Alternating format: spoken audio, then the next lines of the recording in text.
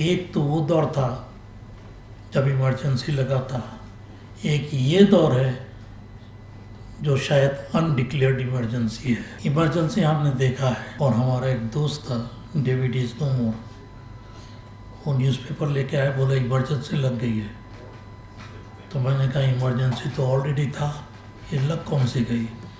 तब पता नहीं था कि इंटरनल इमरजेंसी भी कोई चीज़ होती है। एक्सटर्नल इमरजेंसी तो थी, इंटरनल इमरजेंसी डिक्लेयर किया मिसेस गांधी ने as prime minister of this country. आज का डिफरेंस ये है, हम रोज देख रहे हैं कि कोर्ट क्या मुंह जजों के मुंह से आवाज ही नहीं निकलती। इतना डरा हुआ जुडिशरी तो मैंने सोचा था ना देखा था। मुरलीधर जो दिल्ली राइट्स के केसेस थे, उसमें उन्होंने बोला ये कपिल मिश्रा वगैरह के खिलाफ पुलिस ने कोई रिपोर्ट क्यों नहीं दी है, और उन्होंने बोला इसका जवाब हमें कल कोर्ट में चाहिए। और उसी दिन इवनिंग में उनको यहाँ से चलता कर दिया गया। जब आ रहा था तब भी सोच रहा था क्या बोलूँ, अब उठा हूँ अब भी सोच रहा हूँ कि क्या बोलूँ। इमरजेंसी हमने देखा है। I was a youngster, I was a student at that time. और हमारा एक दोस्त था डेविड इज नो मोर, वो न्यूज़पेपर लेके आया, बोला इमरजेंसी लग गई है। तो मैंने कहा इमरजेंसी तो ऑलरेडी था, ये लग कौन सी गई। तब पता नहीं था कि इंटरनल इमरजेंसी भी कोई चीज़ होती है। एक्सटर्नल इमरजेंसी तो थी, इंटरनल इमरजेंसी डिक्लेयर किया मिसेस गांधी ने as prime minister of this country. और उसके बाद रातों रात जैसे कि हमें सुनने में आया कि लोगों को अरेस्ट कर लिया गया जो बड़े बड़े लीडर थे, और हज़ारों लोग सलाखों के पीछे चले गए। एक चीज़ जो हमें बहुत क्लियरली समझ लेना चाहिए, और अगर हम समझते हैं कि ये सही है तो बोलने की हिम्मत भी करनी चाहिए कि एक तो वो दौर था जब इमरजेंसी लगा था, एक ये दौर है जो शायद अनडिक्लेयर्ड इमरजेंसी है। यहाँ कर्व्स और ज़्यादा हैं। इमरजेंसी के टाइम में एक जजमेंट आया सुप्रीम कोर्ट से जिसने पूरे हिंदुस्तान के लोगों को सिविल लिबर्टी ख़त्म कर दिया। कर्टेल तो करना बहुत छोटी सी बात है। सुप्रीम कोर्ट ने बोला कि जब इमरजेंसी डिक्लेयर होता है तो फंडामेंटल राइट्स स्टैंड सस्पेंडेड।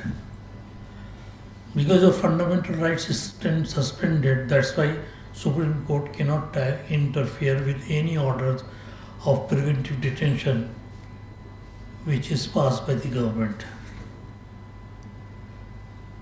और इसके बाद जो भी जहाँ था वो वहीं रह गया। आपको बताऊंगे हमारे सीनियर थे mister Tikam Chand Khatri. He was a senior advocate. जब इंदिरा गांधी अब इलाहाबाद हाई कोर्ट जज से जजमेंट से अनसीट हुई तो कुछ लोगों ने उनको ऐसे मजाक में बोल दिया बार में कि खत्री तुम्हारा आदमी तो जीत गया, तो कुछ चाय वाय मिठाई विठाई खिलाओ।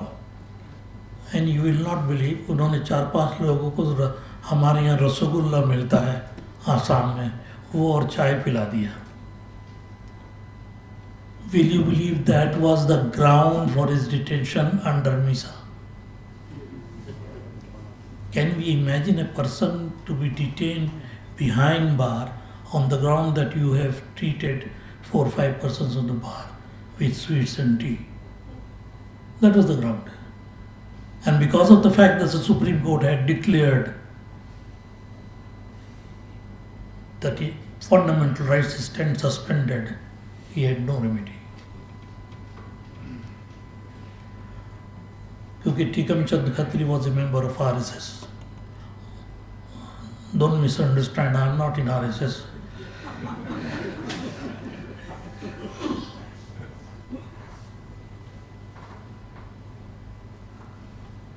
लेकिन एक चीज़ शायद आप लोग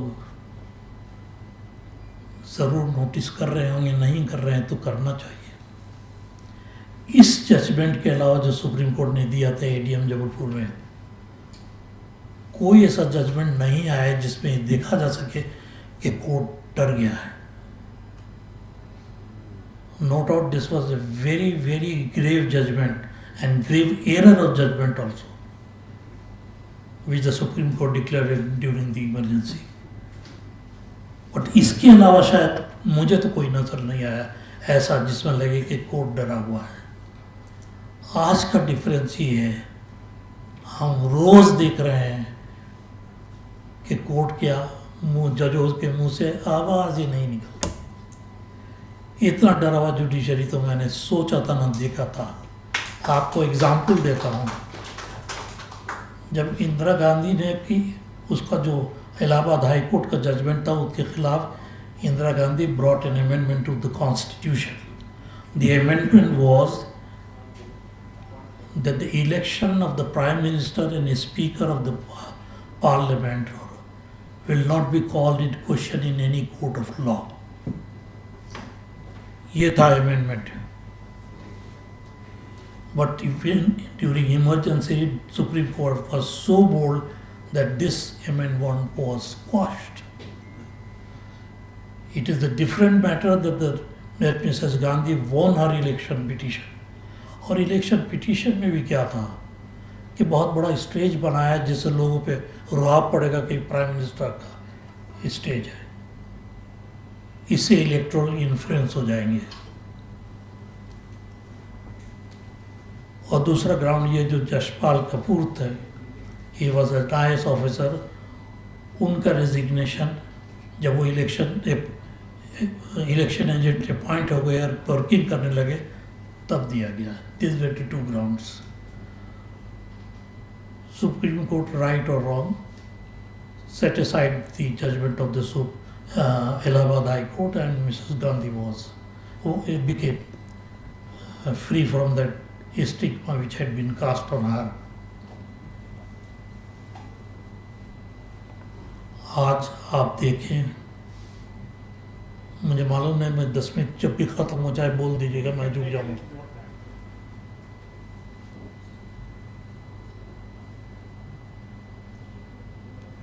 आपके यहाँ दिल्ली में एक जज थे, अभी भी हैं, अब जज नहीं है, he retired as the chief justice of Orissa high court,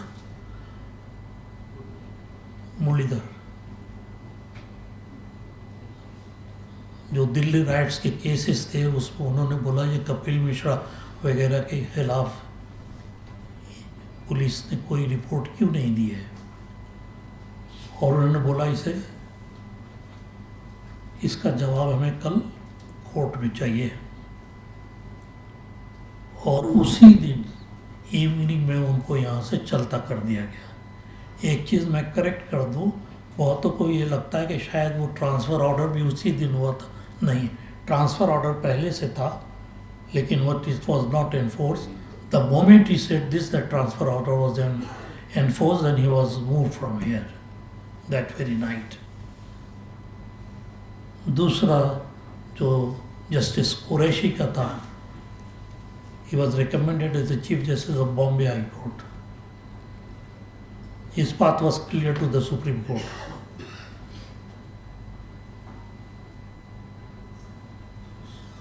सरकार ने ऑब्जेक्शंस रेज किया,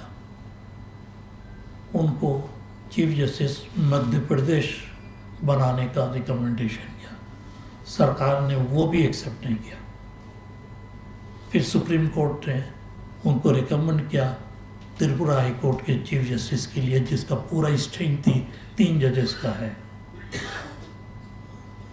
आप समझ सकते हैं कि ह्यूमिलिएशन किसी भी जज के लिए कि कहाँ बॉम्बे हाई कोर्ट और कहाँ Tripura high court. I have nothing to say against Tripura high court, but I am simply indicating the strength of the जजेस ऑफ दैट कोर्ट।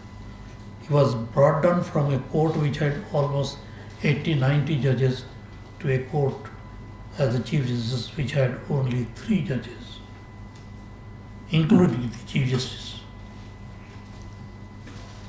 ये कौन कर रहा है?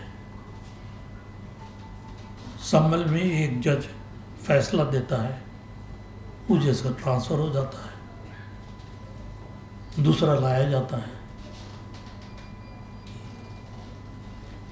तो क्या इसमें जुडिशरी का इन्वॉल्वमेंट नहीं है? No transfer can be effected without the consent of the high court और the supreme court. That is the kind of situation that we are facing. We hear a lot about SIR, especially in intensive revision. Special से समझ में आना चाहिए कि ये special है और जनरल नहीं है, और ये सुप्रीम कोर्ट को भी समझना चाहिए कि स्पेशल है और जनरल नहीं है. अगर जनरल इन रिवीजन होगा तो वो दूसरा होगा.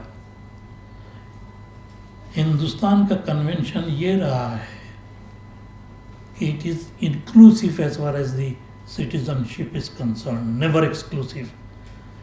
बट अब सिटीजनशिप इज एक्सक्लूजनरी. एक्सक्लूजन के लिए क्या क्या रूल्स में है कि अगर किसी कॉन्स्टिट्यूएंसी में या किसी के किसी पार्ट में ज़रूरत हो तो कोर्ट, ये election commission special investigate intensive revision कर सकता है. उसमें वर्ड यूज़ किया हुआ है एनी.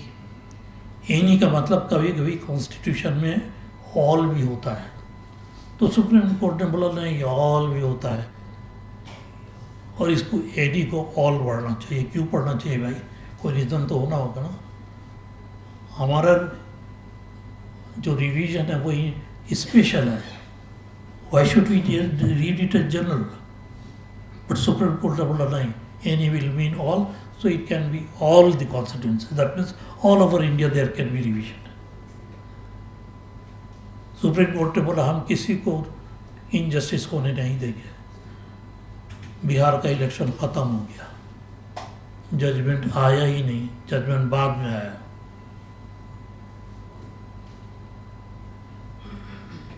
बंगाल ने भी यही बोला.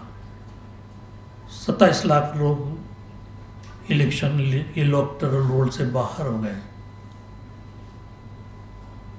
ऑलमोस्ट इतना ही बीजेपी के फेवर में गया और वो जीत गए.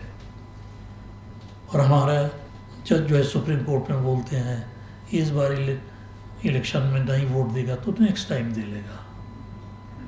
Mind you, the categorization of this people as many as 27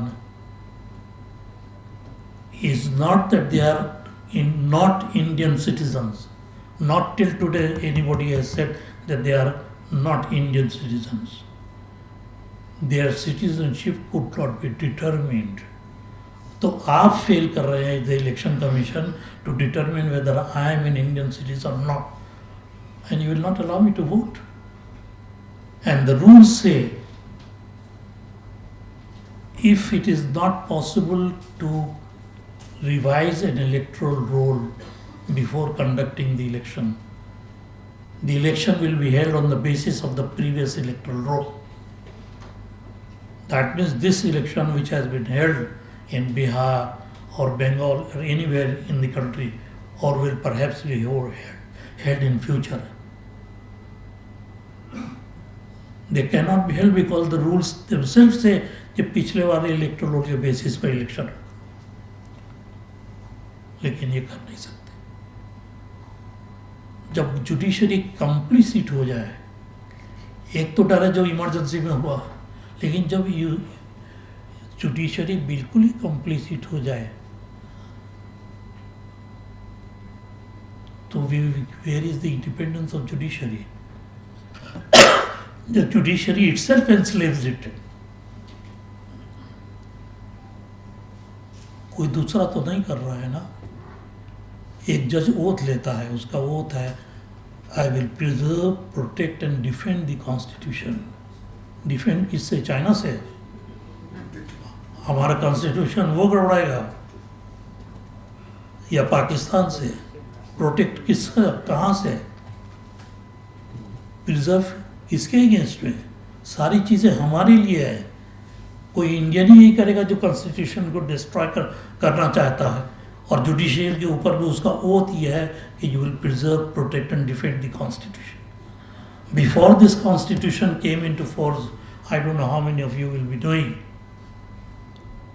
the oath which used to be taken by the chief minister, prime minister, and those days, of course, the chief ministers were also prime ministers, chief justice or judges, all said, I will owe allegiance and remain faithful to the King of England and Emperor of India. England का king हमारे लिए emperor होता था. And not only that, the oath also at that time said his heirs and successors. ये नहीं कि सिर्फ राजा, राजा के बेटे, राजा का पोता, हर एक के लिए हम उसके लॉयल रहेंगे. This used to be the oath, but nobody ever says that any judge during that time did not abide by law. जो आज हम देख रहे हैं, ये बहुत परटर्बिंग ही नहीं, बहुत ख़तरनाक सिचुएशन है. क्योंकि after all said and done, we must know that democracy is not merely government of the people, for the people and by the people, as Abraham Lincoln described. Democracy essentially is agreeing not to agree. That means I agree with you, that I may not agree with you. And you must also give me the right that I will give you that you may agree, you may not agree with what I say. जब ये ख़त्म हो जाता है and one is required to only agree and not disagree, then we will have a situation that we are confronting today.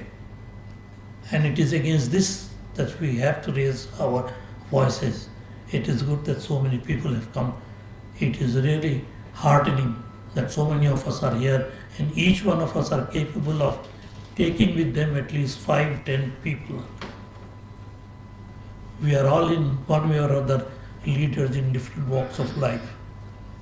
And it is for us and it is in our hands to save the democracy in India.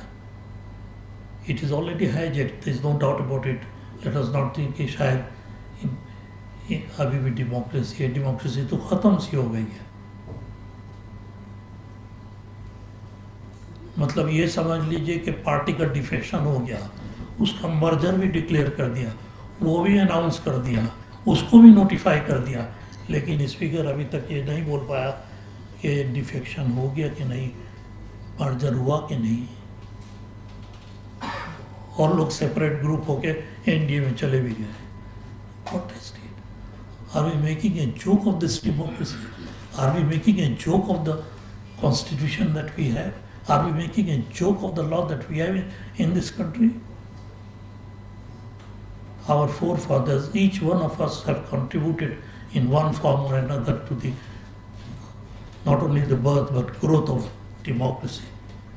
शायद जो लोग लिखना पढ़ना नहीं जानते थे, उन लोगों को ये अंदाज़ा नहीं होगा कि एक दिन ऐसा भी आएगा जब हम जैसे पढ़े लिखे लोग दूसरों का अधिकार छीन लेंगे और उनको वो राइट नहीं देंगे जो एक डेमोक्रेसी में किसी को मिलना चाहिए. मेरा शायद कुछ लंबा हो गया तो माफ़ कीजिएगा, और अगर मैंने कुछ बोल दिया जो आप किसी में से आपको ख़राब लगा हो तो मुझे माफ़ कीजिए. Thank you.